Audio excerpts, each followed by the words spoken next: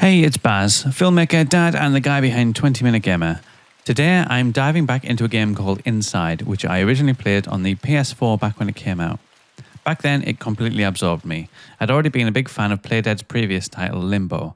That was actually one of my first real indie experiences back on the Xbox 360, and it totally stuck with me. It was dark, minimal, and it had this eerie atmosphere that proved games didn't need flashy graphics or big budgets to have a lasting impact. So when Inside was announced, I was desperate to play it, and thankfully, it didn't disappoint. In fact, I love the visual style of these games so much that I actually used it as inspiration for a short film I made during the pandemic lockdown in 2020.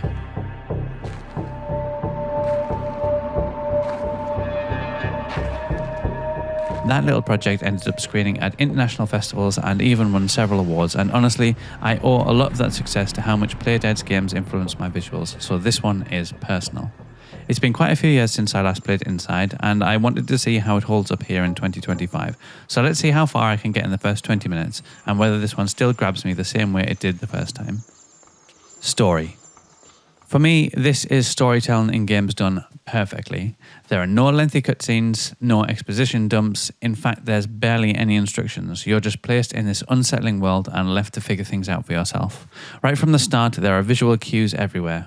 People being herded into trucks, others marching in lines like drones, dead animals scattered in fields, and these strange worm-like parasites that seem to infest both creatures and people.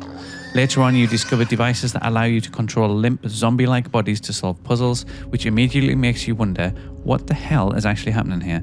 Who are you, and what's going on behind the scenes? It's sinister, but in the best possible way. The lack of cutscenes forces you to piece together the story yourself, and that makes it even more compelling.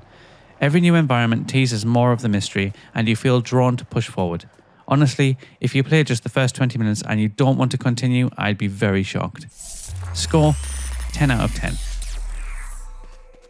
Controls.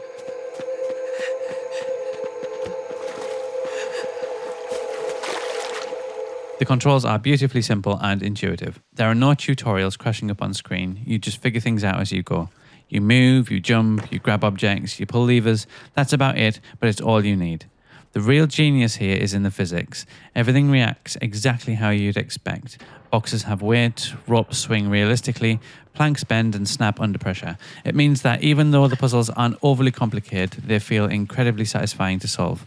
You're never battling the controls or fighting against clunky systems. It's smooth and fluid. It lets you focus fully on the experience. Score, 8 out of 10.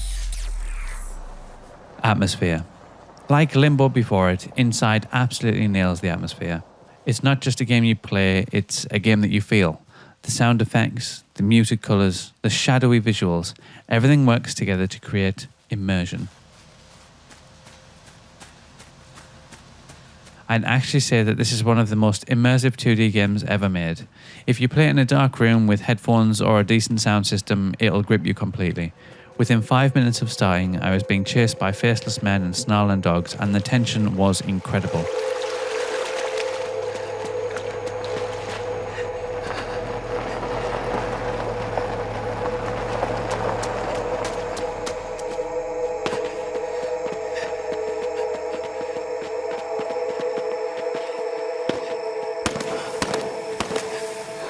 The beauty of it is that it doesn't really rely on elaborate world building. It's all suggestion, mood, and feeling, and that is why it's so effective. Score, 9 out of 10. Music and sound. The sound design here really is masterful. The music is used very sparingly, often just low, ominous drones that swell when danger is close.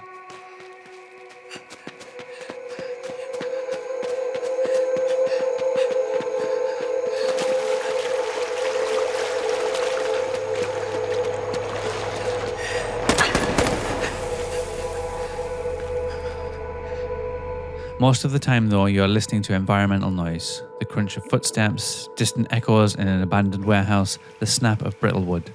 This restraint makes the few moments where music does kick in feel even more powerful. A chase sequence punctuated by heavy drones instantly raises your heart rate, and silence is just as important. The sound of a dog barking somewhere out of sight or the faint click of a flashlight in the dark is enough to put you on edge.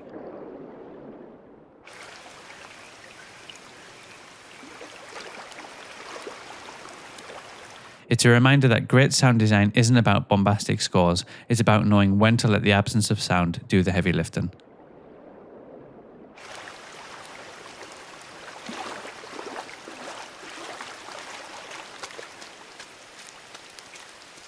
Score 8 out of 10. Graphics and style. And this is where Inside shines its brightest. It's not about cutting edge graphics, it's about a timeless style. Technically, it still does look great in 1080p playing on Steam, but it's the design that makes it truly memorable. There's a soft, almost film-like filter of everything, giving it this dreamlike quality. The environments are drenched in shadow, but you'll notice little details everywhere. There are reflections rippling in the water, dust floating through the beams of light, the way your character splashes as you run through puddles. It's stunning without ever feeling showy. The fact that I was inspired by this visual style to create my own short film says everything about its impact. Strong design lasts forever, and Inside is proof of that. Nearly a decade later, it still looks unique, still feels fresh, and still leaves you in awe. Score 10 out of 10. Gameplay. Gameplay is straightforward but effective. You play as a small boy, moving through forests, farms, and strange industrial complexes. You climb, push, pull, and occasionally use mind control helmets to direct zombie-like workers to help solve puzzles. The puzzles are never unfair, the solutions are always logical, and you've always got the tools you need. Sometimes they look complicated at first, but the aha moment when you solve one is always rewarding. And then there are the chase sequences. Perfectly timed so you escape just by the skin of your teeth. Being pursued by dogs or guards feels tense without ever feeling cheap. There's even a kind of dark sense of humour sprinkled in, like when you have to fire a bunch of chicks out of a machine to knock down a hay bale. It's morbidly funny in the bleakest possible way, which makes it all the more memorable. Score 8 out of 10. The moment that really stood out for me this time was a sequence where I was being chased by dogs through the woods. I only just managed to leap off a ledge at the last second, with the dogs snapping at my heels. They were just pixels away from me. It had me completely on edge, even though I played it before several times. That's the mark of a brilliant game. It can still surprise you years later.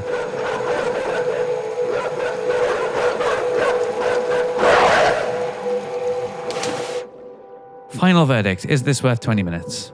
Absolutely. Inside is one of the most compelling games I've ever played. It's atmospheric, immersive, and visually unforgettable. It proves that you don't need big budgets, cutscenes, or complex systems to tell a gripping story. Just strong design, great sound, and simple but effective mechanics. If you like platformers, puzzle games, or just horror-tinged experiences that pull you in from the very first minute, then this is a must-play. Even in 2025, nearly a decade after its release, it still deserves a spot on many top 10 lists. Final score, 10 out of 10. So what about you? Have you played Inside before? Did it leave you as unsettled and hooked as it did me? And how do you think it compares to Limbo? If you're anything like me, you don't have hours and hours to sink into every game, and that's why I test whether a game can hook you in just those first 20 minutes. Thanks for watching, and I'll see you on the next one.